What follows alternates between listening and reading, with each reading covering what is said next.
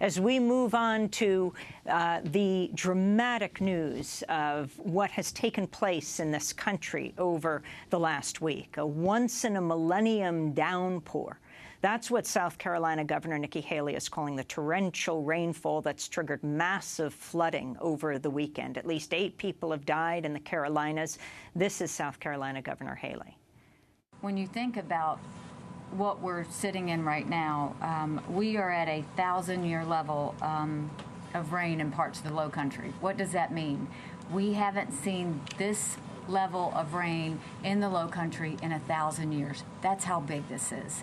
That's how South Carolina is dealing with right now. The Congaree River is at its highest level since 1936. According to the National Weather Service, the storm had dumped more than 20 inches of rain in parts of central South Carolina since Friday. Researchers say extreme weather events are becoming more frequent with the effects of climate change. The year 2015 is on track to be the hottest in recorded history. Scientists at the National Oceanic and Atmospheric Administration recently released a report showing July was the single warmest month in history, and 9 of the 10 hottest months since record-keeping began in 1880 have occurred since 2005. Well, we're going to spend the remainder of the hour bringing you part 2 of our conversation with Naomi Klein and Avi Lewis on the remarkable new film that reimagines the vast challenge of climate change. The film is called This Changes Everything. It's based on Naomi Klein's global bestseller, This Changes Everything: Capitalism versus the Climate. And yes, we dare to say what the meteorologists over the weekend, all the news reports 24 hours a day that are certainly dealing with this once-in-a-1,000-year flood in South Carolina don't mention the words climate change. I began by asking Naomi Klein and Avi Lewis about extreme weather events like Hurricane Sandy, which hit 3 years ago this month. This is a clip from their film, followed by Avi Lewis and Naomi Klein. But a strange thing happened as the fossil fuel economy spread over the world. The sacrifice zone got bigger and bigger. It started with the places considered the middle of nowhere.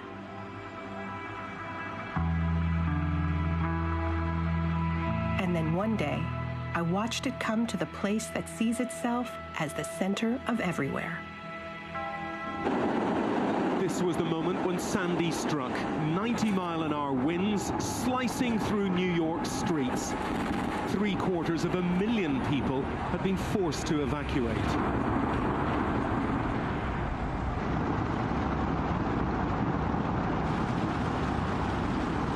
All those years, we imagined that we'd freed ourselves from nature's bonds, that we were the boss.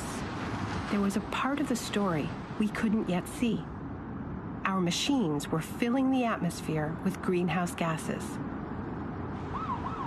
Could it be that we're not the masters after all? That we are just guests here, and that we can get evicted for bad behavior? What we just came out of this clip on Superstorm Sandy, what it teaches us now. Well, you know, we were here in New York a week after the film, after the storm. Obviously, you guys lived right through it. I watched your broadcast in those days, and it was staggering.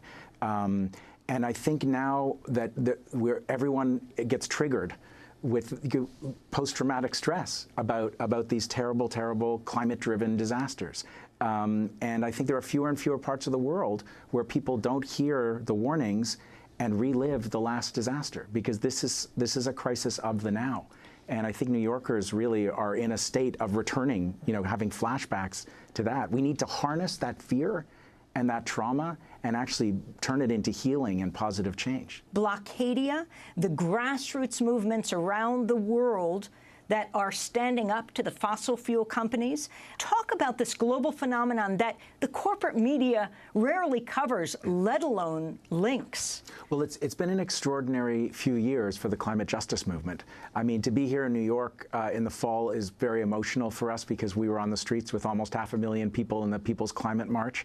And what that made that moment so extraordinary was the diversity and the connecting the dots feeling of the movement these days. You have frontline frontline communities, whether on the front lines of fossil fuel extraction or on the front lines of pollution. And marginalized communities, we know that the impacts of climate change and industrialization are racialized. They're people without economic means are much more vulnerable. And you see these communities coming together and connecting causes and naming the system at the heart of it. It's happening around the world.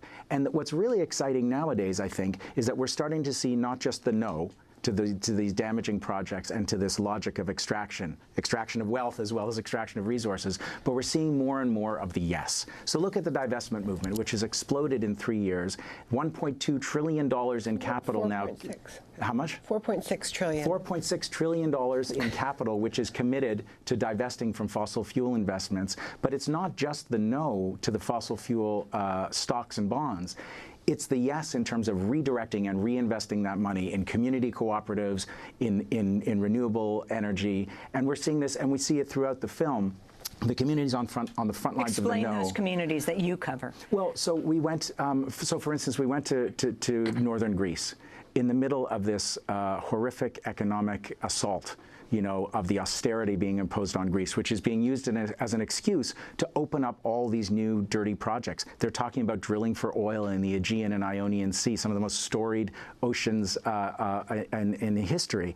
And there's this massive gold mine proposed and starting to be developed by a Canadian company in a very beautiful area of northern Greece. And there's this extraordinary community resistance to it. People in a fairly conservative part of the world who are not activists, who are not lefties, who start to see what's being done in the name of this economic model and the excuses being... It's very much in with your previous book, The Shock Doctrine, The Rise of Disaster Capitalism, Naomi. Well, I mean, the truth is I see this book and this project as a sequel to The Shock Doctrine because, that book begins and ends with Hurricane Katrina.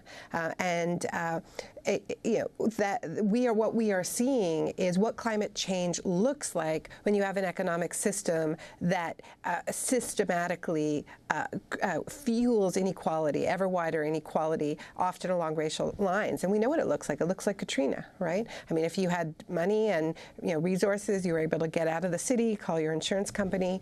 But if you needed a functional state, you were out of luck. First of all, because the levees were neglected. Second of all, because there was no evacuation. There was, the FEMA couldn't find the Superdome for 5 days. I mean, you know the story.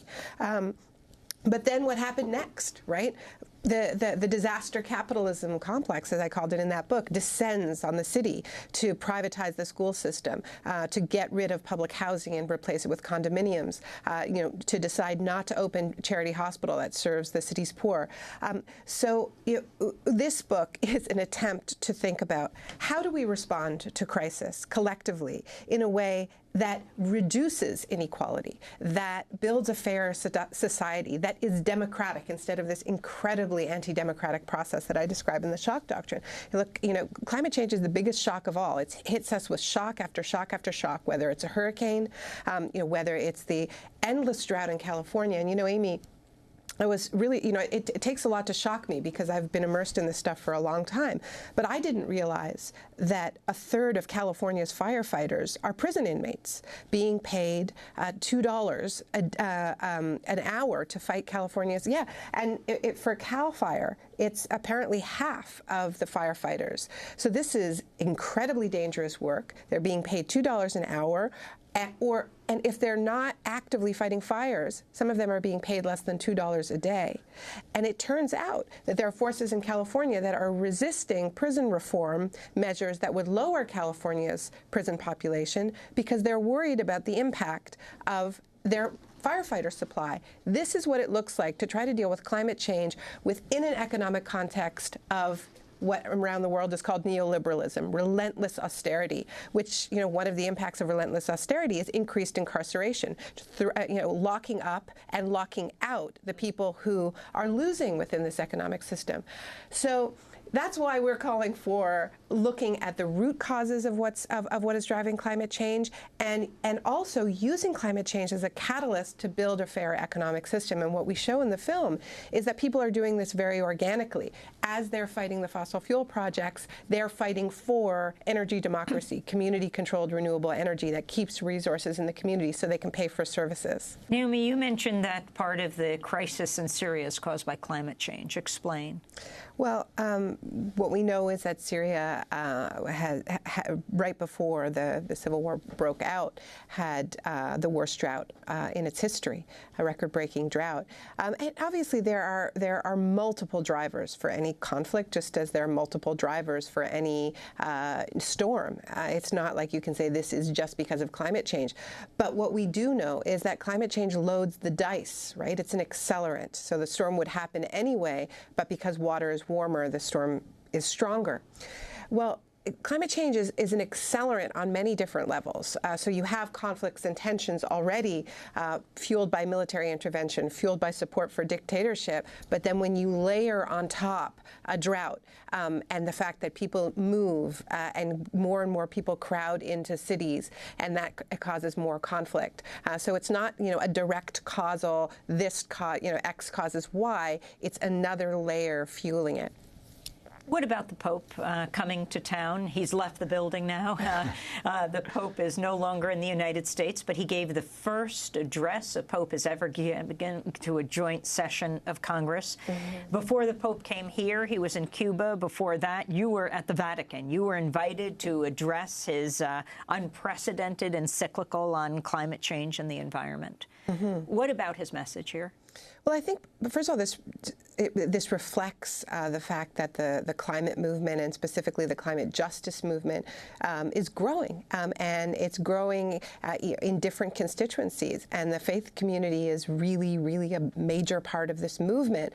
As I've said before, I think in earlier discussions we've had, one of the things that's most remarkable about the encyclical is the way that it challenges this idea that humans have a right to dominate nature, that everything in nature is just here to serve us. I think what's really most bold about the document is the way it celebrates interconnection, that we are all a part of this complex system, and that nature has inherent rights. I mean, this is something that the Pope said when he addressed the UN, which is, I don't know if people understand quite how remarkable that is, because just a few years ago, before Pope Francis, under Benedict, the Holy See, which is, actually has negotiating status at the United Nations as a country, would try to get references to the rights of nature and Mother Earth taken out of negotiating texts when countries like Bolivia and Ecuador would put them in, because they didn't like this idea of natural rights, of nature having inherent value, because they were still subscribing to some degree to this idea of dominion. So there's a major shift. And look, I certainly don't agree with the Vatican on everything. In fact, we could go through a very, very long list, which I won't bore you with right now. But what I find most remarkable about this Pope is he is a man in a hurry. You think about this trip in the U.S. and all of the speeches he made. He's addressing Congress. He's on the balcony. He's talking to the homeless. He's zipping to New York. I mean, how and it's dizzying. And this is what leadership looks like, as if the world depended on it. You don't have to agree with him on everything, but the urgency of this political moment, the fact that we are on such a tight science-based deadline, the fact that it matters so much what we do in the next 5 years. I think from Obama, we've seen what it looks like as if your legacy depends on it, but we need to see leadership as if the world depended on it. And what about the resonance that this message is having? I mean, I'm, as a Canadian, to be in the States right now and see the unbelievable support for Bernie Sanders and the enthusiasm for someone who's talking about inequality, relentlessly talking about inequality, and connecting it to climate change, which, of course, is central to the Pope's message, too. These two intertwining crises are the defining crises of our time. And these two old guys who are talking about it in very blunt ways are summoning massive crowds and real resonance. And yet, obviously the mainstream media has no interest in connecting these topics or even really addressing them. But the popular support and resonance is just as astonishing. Filmmaker Avi Lewis and author Naomi Klein on their new film, This Changes Everything. When we come back, we talk to them about the LEAP manifesto, Canada's upcoming elections, and Shell saying they won't be drilling in the Arctic. Stay with us.